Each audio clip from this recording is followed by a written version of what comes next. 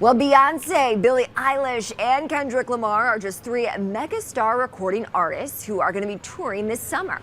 But must-see concerts aren't the only thing driving the music industry.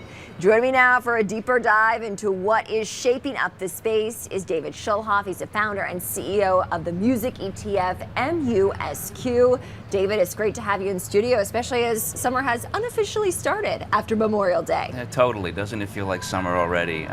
Yeah, no, it's a big summer of music for sure. Yeah. Lots of tours, lots of artists, across pop, rock, R&B, hip hop. So really a lot of shows to see. And what can we expect from a business standpoint for these shows? So look, live music is up 10 times from COVID. All you had to do was look at last summer and see it, like the Eras tour. Right. So you have the Beyonce Cowboy Carter tour, you have Kendrick Lamar, you've got Morgan Wallen, you have Billie Eilish, you have The Weeknd, Katy Perry. Look, shows, people want to go out, they want to see their favorite shows. You have at the Sphere is an amazing venue to go see. Yep. Kenny Chesney. So, look, people want to pay up. They're prepared to pay up. We'll see what happens this summer.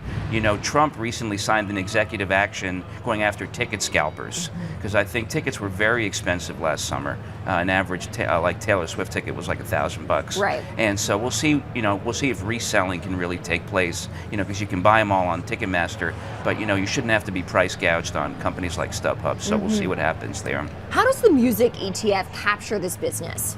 So we capture all the music companies around the world across streaming and content and live music events and ticketing. So on the live music events and ticketing side, we have companies like Live Nation, which owns Ticketmaster. We have CTS Eventum, which is a big international company. We have Sphere, we have Madison Square Garden, we have Vivid Seats. So by investing in MUSQ, you're getting exposure to the live music industry. And MUSQ has really been performing exceptionally well. We're up 15% for the year. Wow. We're outperforming a lot of the other major indices. We're a very uncorrelated product. We're not impacted by tariffs. We're not impacted by price wars. And we consider music like a safe haven, like gold. Music's just too big to ignore, and we think it's also very under-monetized, especially if you look at all the streaming companies in our fund, from Spotify to Tencent, Apple, Amazon, and Google. You're paying $11.99 a month for Spotify today. You're paying more than double that for Netflix at $25. You're paying $18 for HBO, $18 for Disney. So music's cheap. Music's undervalued from our perspective, and we have all these companies in the fund across streaming and content and live music, and of course, technology. So do you think that those streaming prices could increase for music going forward? I think they really should, because they're really half of what all the other streaming services are charging. We think customers are getting a deal, paying $11.99 to get access to 250 million songs. That's why you see companies like Spotify, they're raising rates every quarter. That's why that stock is up 50% for the year. It's up 100% for the last 12 months. They're going to continue to raise rates every quarter. They just announced, there are over 1 billion paid subscribers worldwide.